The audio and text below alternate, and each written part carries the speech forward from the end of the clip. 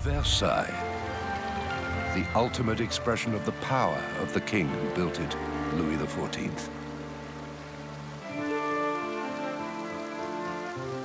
At the very limits of the domain of Versailles stands an odd little village from another time. The Queen's Hamlet is the secret refuge of Marie-Antoinette, where she escaped her ceremonial life at the court of Versailles.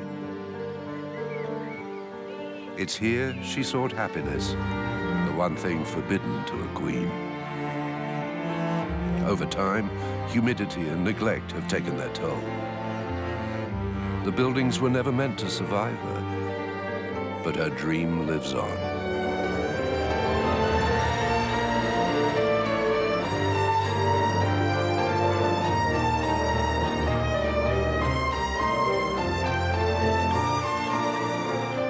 Two centuries after revolution sealed her fate, craftsmen are restoring the house of the Queen with the same gestures as the original builders.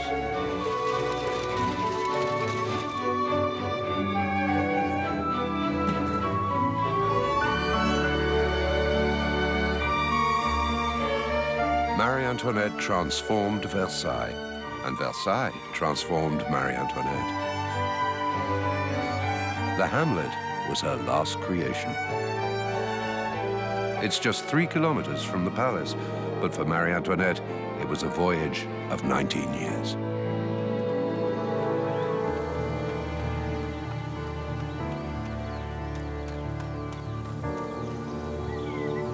Votre Majesté! Votre Majesté! On this autumn morning of 1789, Marie-Antoinette learns that 6,000 angry women are marching on Versailles, demanding bread. Returning to the palace for safety, she goes back in time, lost to her memories. Not long ago, happiness seemed possible here, far from the court and politics.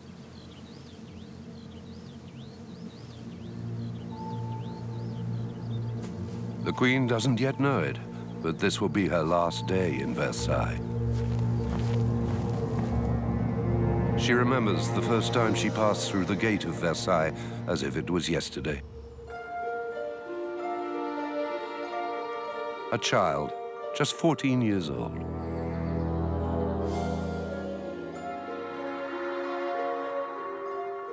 She entered a world of wealth and extravagance that even a Habsburg princess found daunting.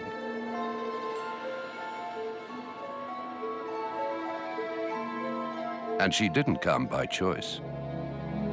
She was dispatched from Vienna to marry the meek and studious 15-year-old heir to the French throne, Louis Auguste. The two were polar opposites in temperament, but they were just political pawns. The real marriage was between France and Austria, an alliance engineered by her mother, Empress Maria Theresa, and Louis XV. It was designed to remake the face of Europe.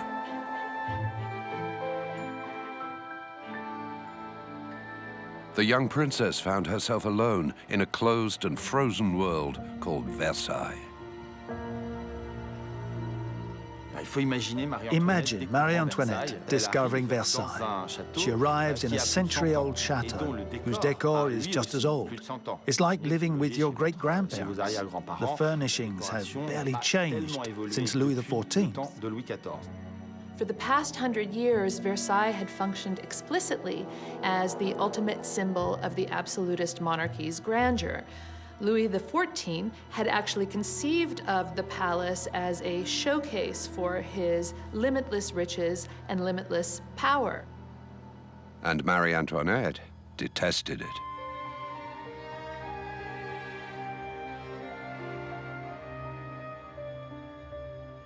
Versailles was a political theater where everyone knew their role, except Marie-Antoinette.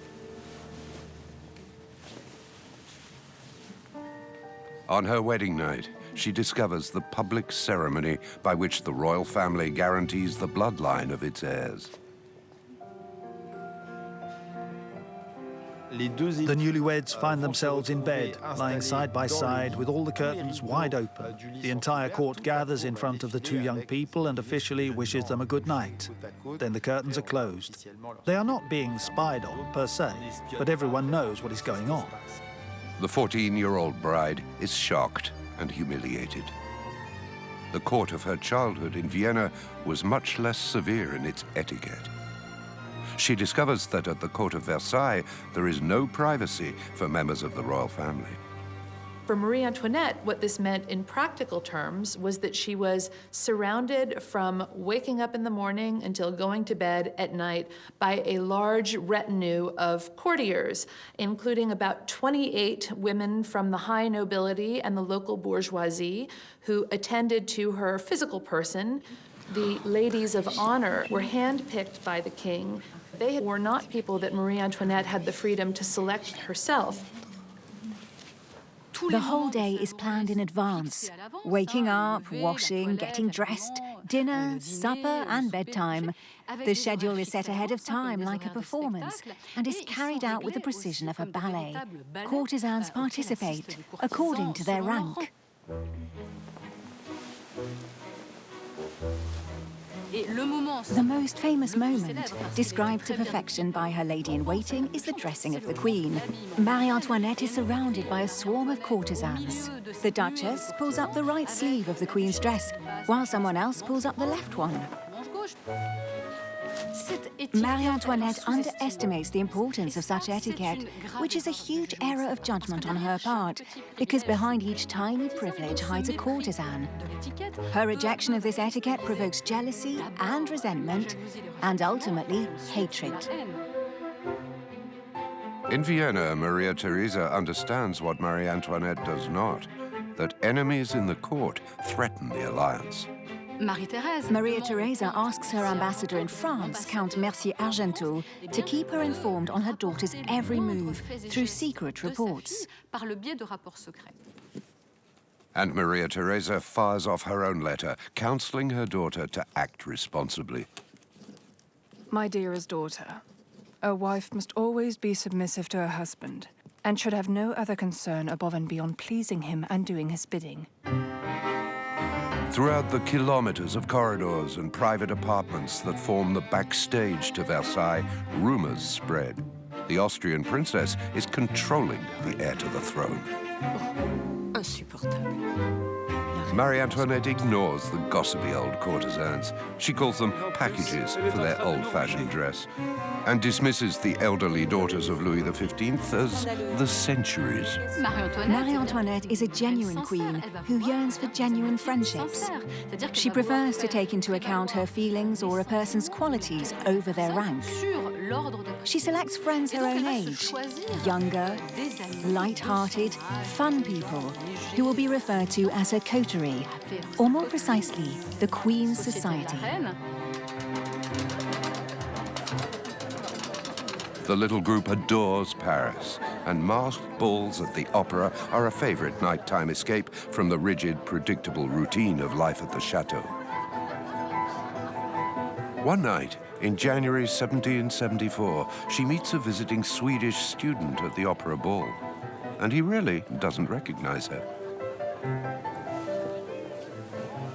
For a brief moment, she truly escapes Versailles and her tiresome role of Dauphine. Axel de Fersen. Et vous? Venez me voir à Versailles.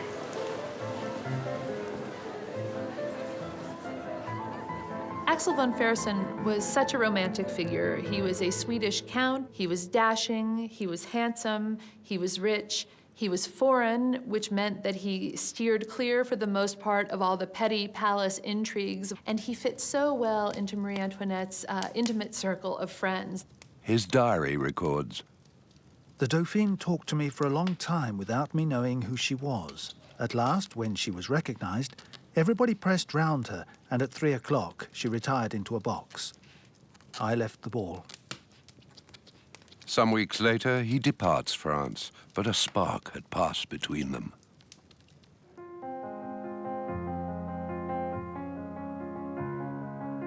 On May the 10th, 1774, a reign of 59 years comes to an end. Louis XV dies of smallpox. Hopes for a renewed France free of corruption and decadence rest with the promise of the young monarchs. Queen Marie-Antoinette, 19 years old, and King Louis XVI, 20.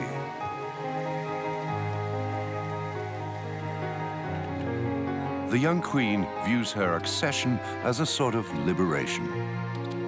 Madame, my very dear mother, although it was God's will that I be born into the rank I occupy today, I cannot help but admire how fate chose me for the most beautiful kingdom in Europe. At the time, Marie-Antoinette believes that her status as queen will free her from her obligations. She takes more and more liberties with court etiquette. However, what might be forgiven a dauphine cannot be forgiven a queen, because from that moment on, her every action takes on an official nature.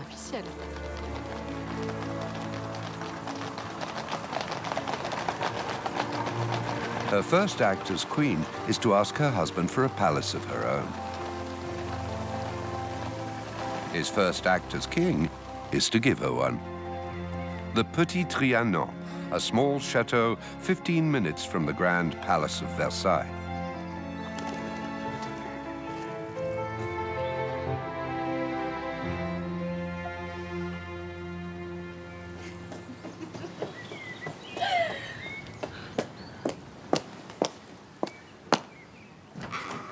Marie-Antoinette turns the Petit Trianon into the statement of her independence. And independence is truly her key word. She immediately makes it her exclusive estate. Even the king only visits upon invitation. After 4 years in Versailles, the young queen embraces the Petit Trianon as a refuge from the rigid obligations of the court. But absenting herself from the protocol of the court is not without consequences. She was playing with fire.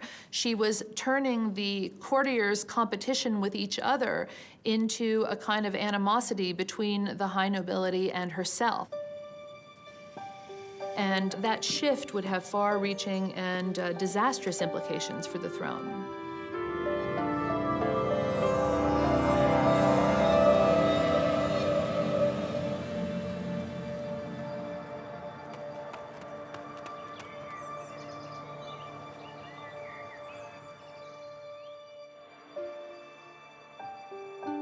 The Petit Trianon is a woman's building.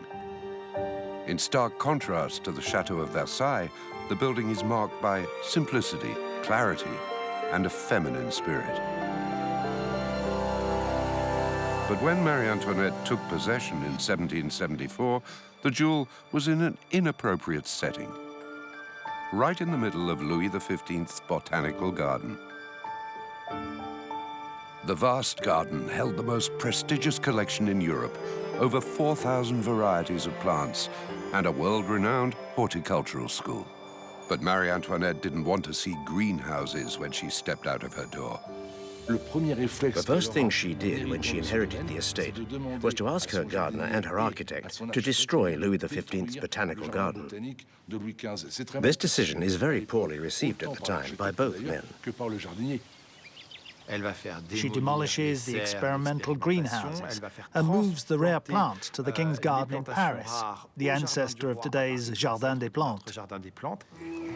Modern and stylish Marie-Antoinette commanded a garden in the English style, nature idealized through softly sculpted pastoral landscapes. Fashionable with English aristocrats for 30 years, they were just coming into style in France, replacing the rigorous geometric French gardens created for Louis XIV. The French garden is a reminder of the king's authority. It's a garden that's all about power and authority. In this style of garden, plants are aligned with impeccable precision. The French garden is created by a garden architect who wants nature to bend to his will. In a landscaped or English-style garden, the designer becomes a poet. He imagines nature not as it is, but as he would like it to be. Vous l'aviez souhaité, votre jardin anglais sera Marie-Antoinette put the project in the hands of Risha Meek, the king's architect, and the chief gardener, Antoine Richard. Plans were drawn up by the Count of Caramont, a gifted amateur gardener, and personally approved by the Queen. Atmosphere and sentiment were inspired by Hubert Robert, the acclaimed painter of picturesque landscapes. Marie-Antoinette both commissions and oversees the work on the Trianon Gardens. She is personally involved in this new project. She knows what she wants and doesn't hesitate to have a grove or an ornament reshaped 10 times in order to get it right. Cette pièce-là sera plus vers là-bas, plus petit, effectivement. Nothing is natural on the Trianon grounds. She moves around tens of thousands of cubic meters of earth. She creates hills, ponds, and even lakes. Several fabriques are built. These are small architectural elements designed to decorate and punctuate the landscape. This is Marie-Antoinette's touch of genius. Foremost among the extraordinary fabriques in the Queen's new garden is the Temple of Love, an ersatz Roman temple to Cupid. And placing this temple on an island in the middle of the river is an absolute stroke of genius. Overlooking an artificial lake from a man-made hill, the Belvedere is an octagonal stone structure in the neoclassical style. Doors and windows open on all sides to form an open-air music salon. The luminous interior is adorned with flowery arabesques, delicate echoes of the garden that surrounds it. This is Marie-Antoinette's style, extraordinary elegance. Neoclassical, very Louis XVI, one might say, but in miniature. And very floral, with lots and lots of flowers and garlands. She brings this landscape and the Temple of Love seen through the windows inside the room. And conversely, the decorative patterns on the furniture and artworks are inspired by the surrounding nature. Wild cornflowers, sunflowers, pine cones, and bucolic motifs.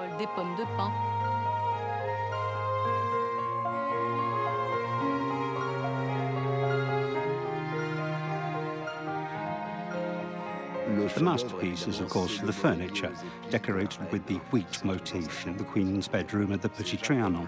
The woodwork is by Jacob. It is painted in natural tones with jasmine flowers. Miraculously, these pieces are still upholstered in the original silk. When news of her expenses becomes public, Marie-Antoinette's extravagance is blamed for the shortfall in the royal treasury.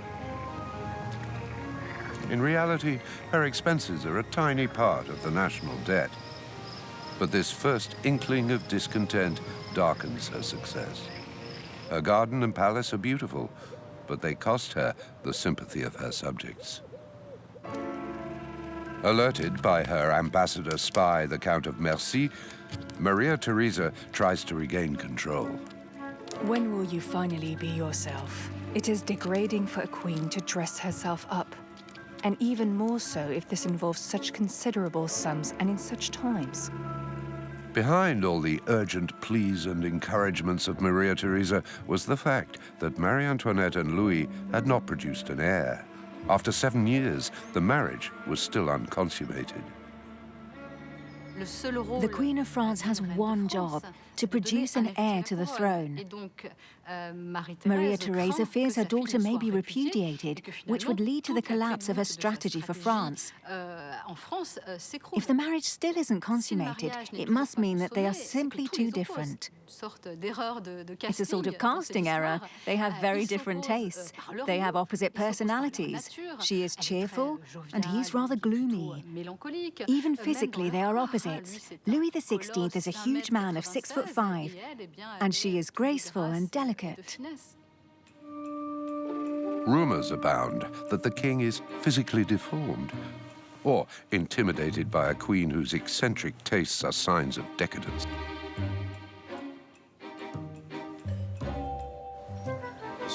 Maria Theresa dispatches her son, Emperor Joseph II, Marie-Antoinette's brother, to resolve the crisis.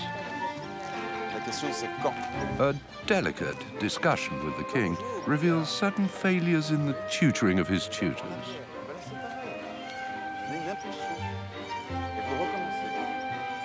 Joseph reports to his brother Leopold. Problem diagnosed, a timid king, mission accomplished. He has strong, fine erections. He introduces his member and stays there without moving for maybe 2 minutes. Then he pulls out, still hard, without having released himself, and says good night. And my sister is hardly feisty when it comes to this. They're two bumbling fools.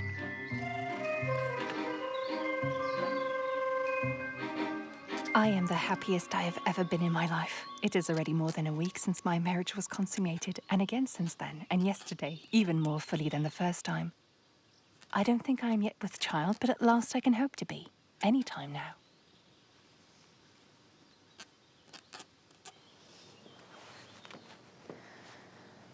Eight months later, the Queen informs her mother that she's pregnant with the king's child.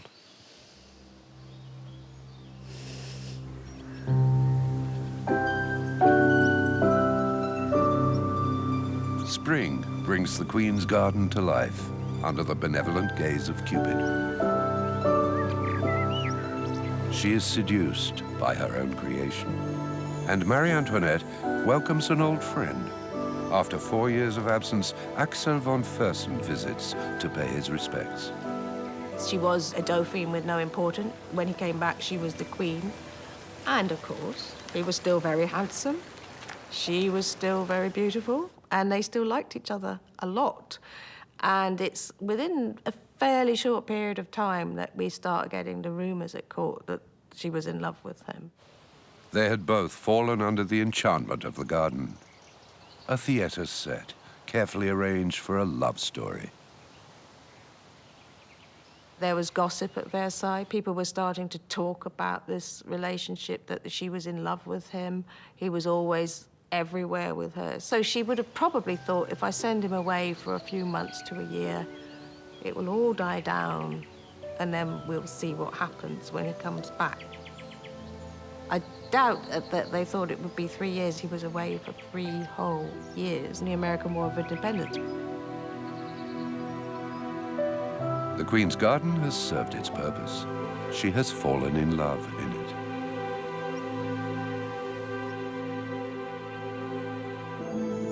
December the 19th, 1778, the corridors of Versailles erupt in pandemonium. At long last, Marie-Antoinette goes into labor. Courtiers rush to her bedside. The birth is a public event because in a hereditary monarchy, where power is transmitted through blood, everyone must be certain that the child has not been substituted at birth. It's a girl, Princess Marie-Thérèse, called Madame Royale. But all the court bears witness that after 8 years of marriage, Marie-Antoinette has still not produced an heir. 4 months after the birth, Marie-Antoinette falls sick. She starts shivering, develops canker sores, and comes down with the measles. So she goes to the Trianon, where she surrounds herself with unlikely nurses, her favorites who are all infatuated with her. This is when rumors of infidelity begin. People start to wonder if these men who are alone with Marie-Antoinette at the Trianon are merely friends, or are they special friends?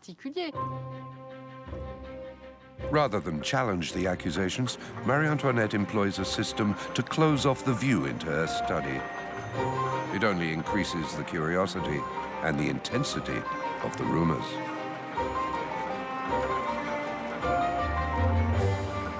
The root of the problem is the way Marie-Antoinette uses the Trianon. She behaves like the lady of the castle and closes the doors of the Trianon. Her permission is required to visit. It's quite a paradox. Versailles is open to all. Anyone who wants to can get inside. All one needs is a sword and a hat. At the Trianon, you need the Queen's special token. This is a coin that's presented to the guard, who may or may not grant you access to the estate. In the privacy of her domain, Marie-Antoinette creates a parallel court in her own orbit, with a relaxed etiquette, and courtiers chosen by affinity rather than birth. But in keeping the court at a distance, Marie-Antoinette is closing herself in. The Petit Trianon and its garden becomes a world in itself. This is a queen who has her own chateau. She creates regulations in her own name, proclaimed by the queen, when normally this is the king's prerogative. The origin of the crisis is this two-headed aspect of the court. Aristocratic factions opposed to Marie-Antoinette disseminate extravagant tales of debauchery, assigning the German vice, lesbianism, to Marie-Antoinette and Madame de Polignac.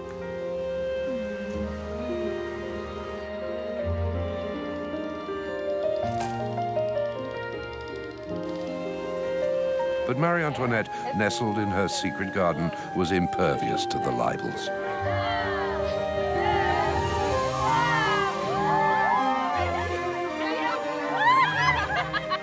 For the back-to-nature lifestyle, that pioneered a style that became the signature look for the Petit Trianon.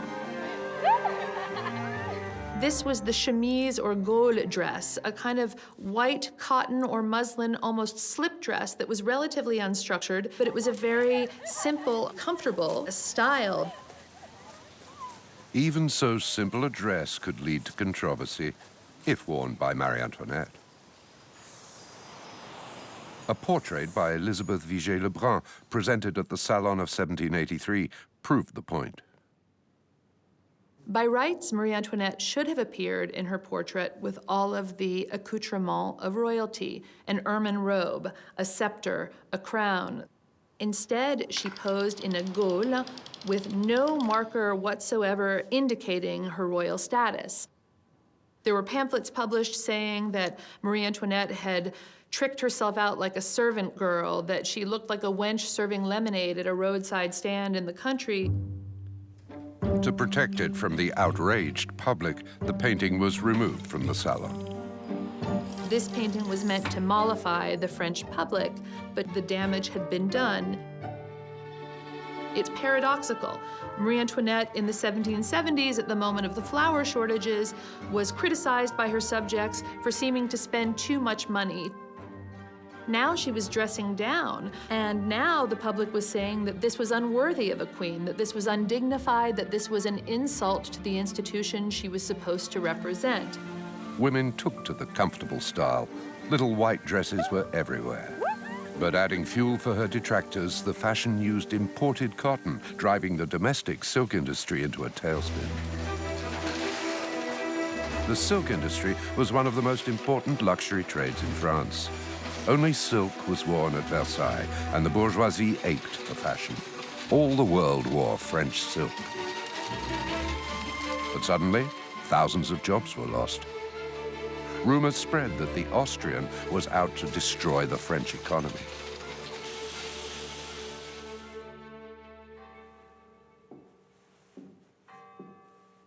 In November 1780, the bi-weekly letters Marie-Antoinette received from Vienna stopped. Her mother, Maria Theresa, was dead. No more would she be spied on, no more would she be guided.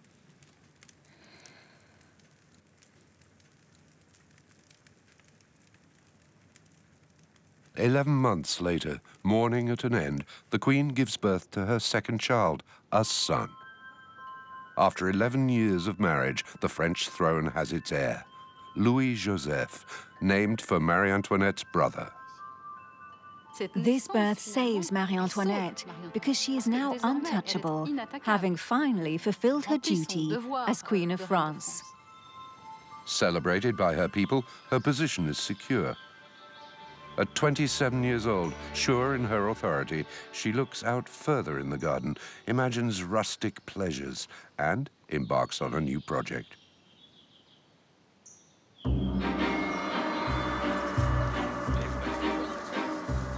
As usual, Risha Meek is recruited. He will again build a sort of theater, but this time the stage will stretch over several acres, encompassing an entire village. She wants a village. She doesn't want to be Queen of France. She wants to be Queen of a small village. And in fact, Marie-Antoinette's estate is the perfect representation of a small, typical local village in the 18th century. Marie-Antoinette thinks big. She doesn't want a few thatched cottages. She wants a whole village. Voici à quoi ressemblera le hameau. Et le village complet. And the whole village is organized around a pond in a sort of amphitheatre, a semicircle, because the village is designed above all as a new garden decor. Work begins in 1783. Monsieur Bellechasse, s'il vous plaît.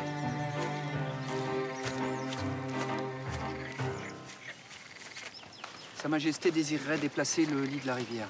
Oui. It will take 3 years to complete the 12 buildings, but the village is hardly more than a stage set. 6, 7, 8, 9, et juste là. Là, comme ça. When Marie-Antoinette commissions a village, the architect understands that this is her dream. So he designs a dream village. Everyone is instantly charmed by its simplicity and beauty.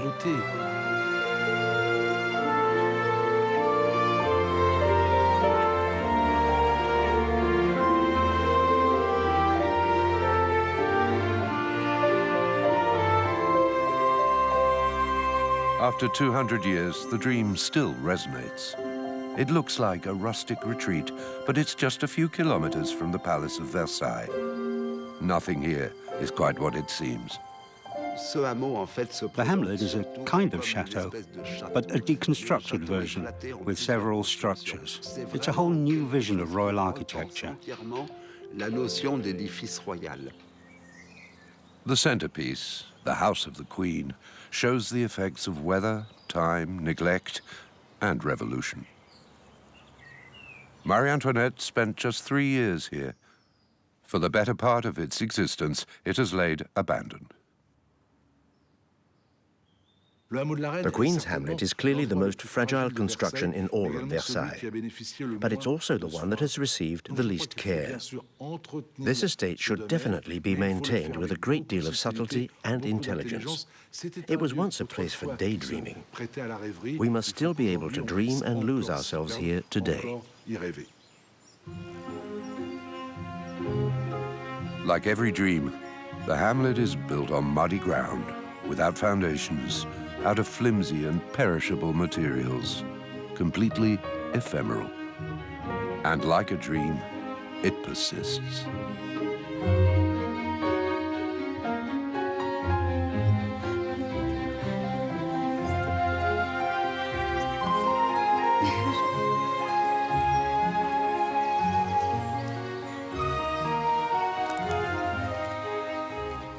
Peasant arrived back in France in June 1783. His feelings hadn't changed, and we know that from a letter that he sent to his sister. He wrote, "I cannot belong to the only person I want to belong to, the only person who truly loves me, and so I will not marry." She had a son, so she provided the heir to the throne, so she'd done her duty as queen. And that's when they became lovers. He will stand by her side as the revolution rips their lives apart, but he will fail to save his damsel in distress.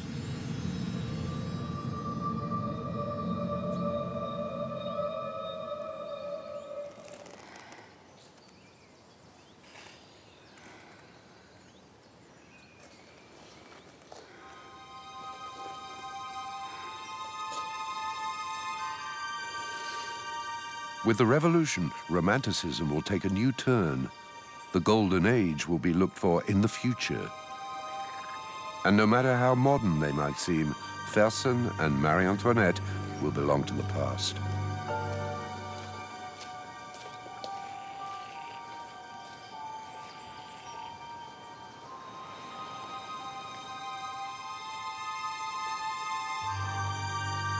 Only her dream, a village endlessly falling into ruin, survives her.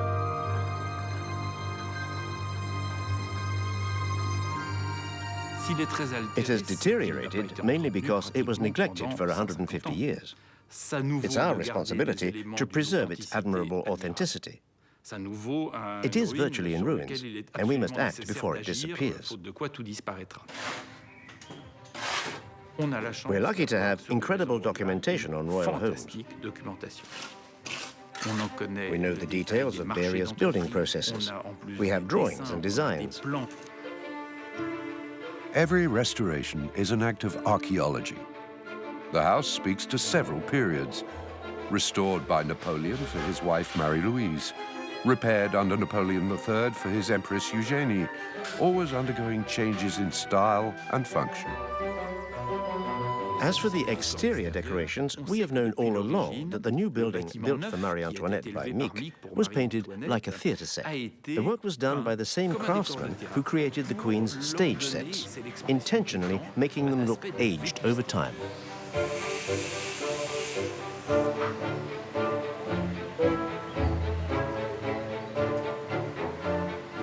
The Hamlet's entire set design was conceived to be viewed from the other side of the pond. In other words, as far as 100 meters from certain structures. Some visual effects must be exaggerated and contrived in order to be seen.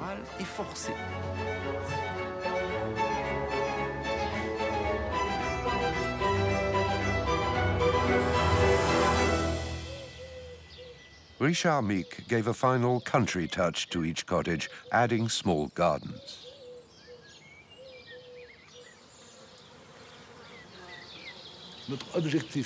Our main objective is to restore the Queen's Hamlet to its original state by replanting the garden according to the lists of flowers and vegetables that were selected at the time.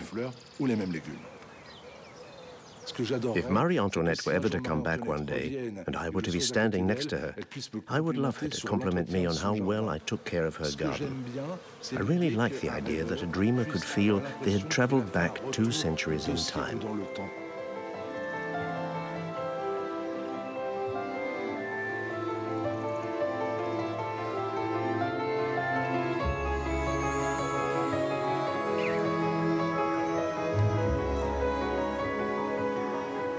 In 1785, her second son, little Louis Charles, the future Louis XVII, is born.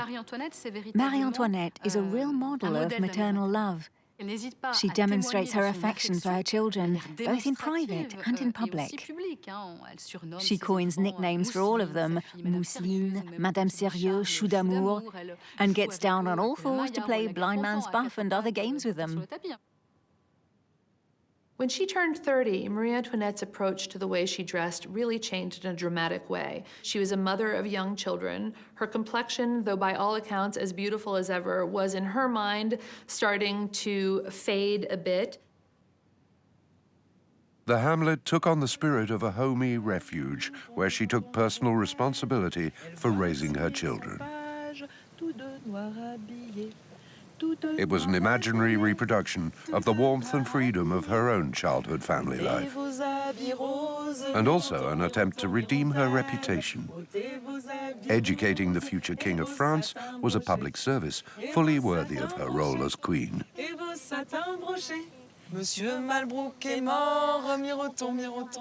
She gives them a modern, enlightened education, and although she herself hated reading as a child, she makes them read La Fontaine, Voltaire and Rousseau. She also oversees their spiritual education and teaches them values. Marie-Antoinette believes the Hamlet has educational value. She's intent on showing them what she believes to be the realities of peasant life. But the Hamlet is just a stage set.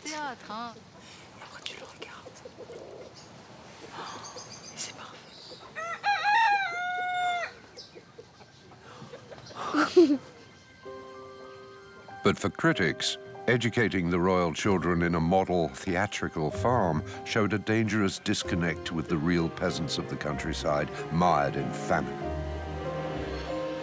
What does Marie-Antoinette really want? She wants to be happy. She's searching for happiness, and this is a modern concept once again. Rousseau expands upon it in his work, Confessions. This idea that true happiness is found in enjoying the small things in day-to-day life. A happy family, a happy marriage, happiness in friendships and in motherhood. The problem is that happiness has never been the job description for a Queen of France.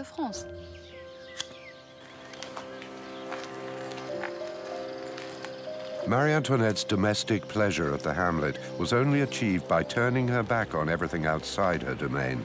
The people clamoring for bread, the aristocratic factions plotting to influence an indecisive monarch.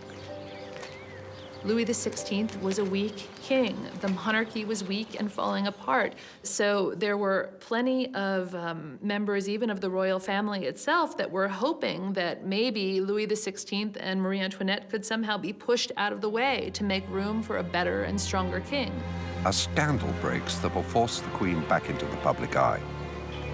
It involves a diamond necklace of astronomical value, an ambitious and venal cardinal, and an elaborate hoax. It's called the Affair of the Queen's Necklace, but the necklace never belonged to the Queen.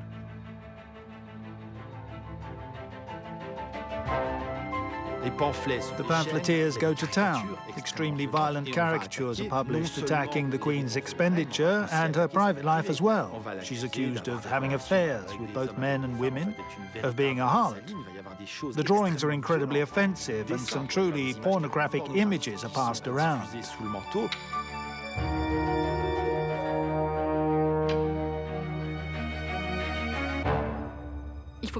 But the press is simply a relay. These accusations are coming from much higher up, directly from the court and even from the royal family. Madame Adelaide, one of Louis XV's daughters, coins the nickname the Austrian, which will follow Marie-Antoinette to the gallows. And the Count de Provence, her own brother-in-law, openly questions Louis XV's paternity.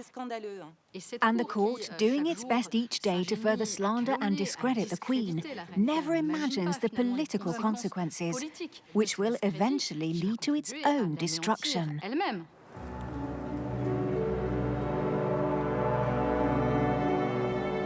In July 1786, with her popularity at an all-time low, Marie-Antoinette gives birth to her last child, Sophie Beatrice.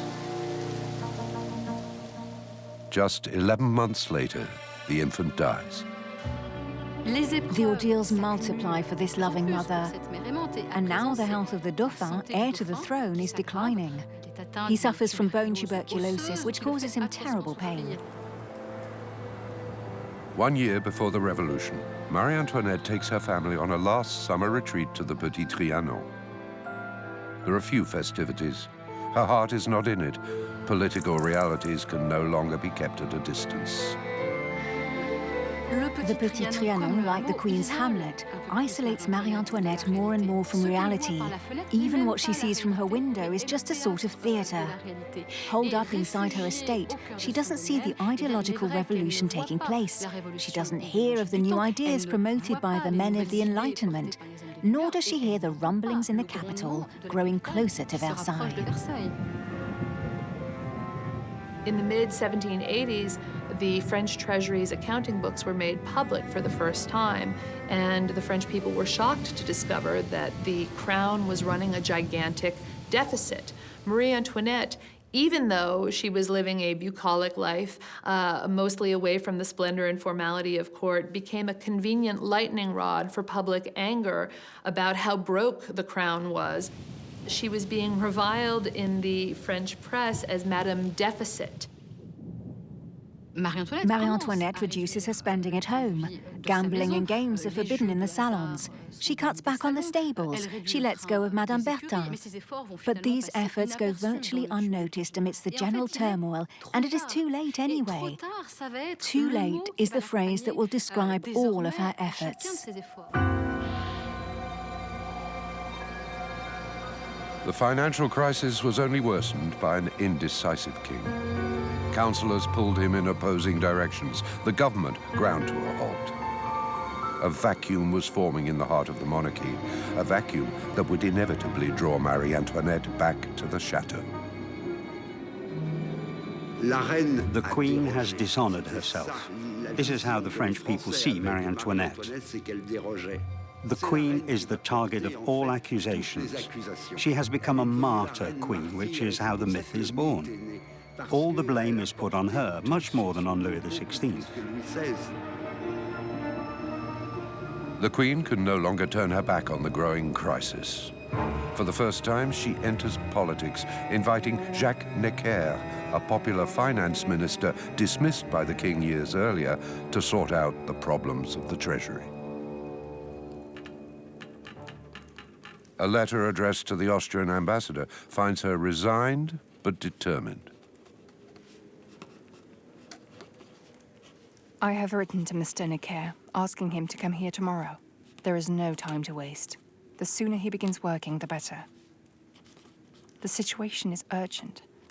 I tremble, forgive me my weakness. It is I who seek to bring him back. It is my fate to bring bad luck. And if the infernal machinations cause him to fail again or to weaken the authority of the king, they will hate me even more.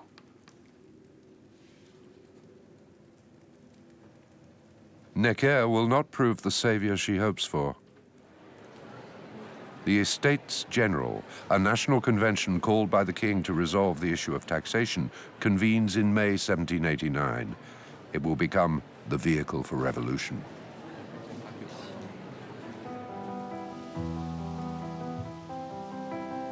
Just 1 month after the sitting of the Estates General, on the night of June the 3rd, 1789, personal tragedy compounds political crisis. The Dauphin, Louis-Joseph, Marie-Antoinette's 7-year-old son, dies. The Estates General refuses to acknowledge the king's pain. There is no pause in the proceedings.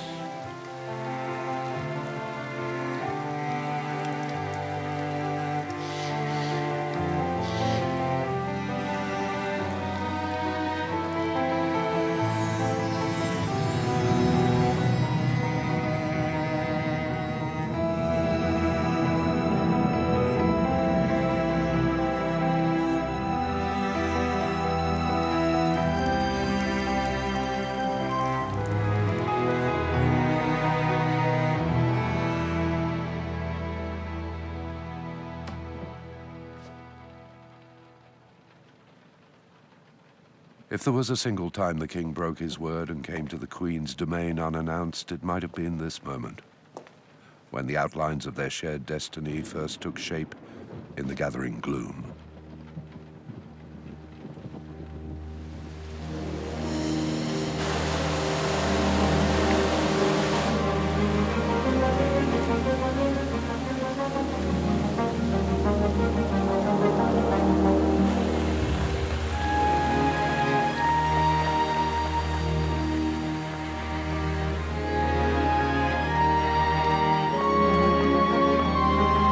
Marie-Antoinette's last day at Versailles. Never again will she see her secret refuge. After 19 years, she again confronts the palace she has neither conquered nor escaped.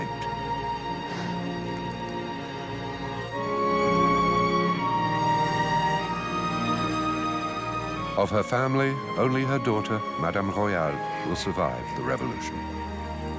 Meek will be guillotined. Rose Bertin will find exile in London. Fersen will be murdered by a Swedish mob. And the hamlet will be saved by the Queen's gardener, Antoine Richard, loyal to the end.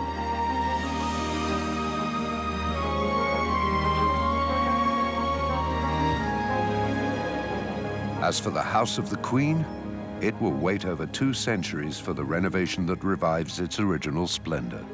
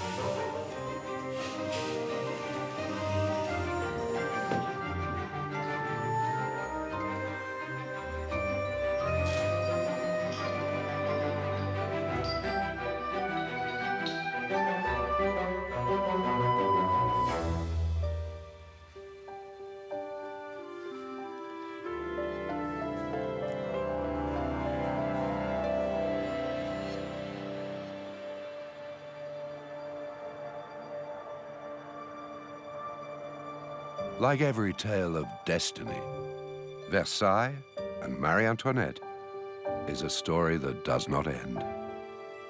It is fulfilled.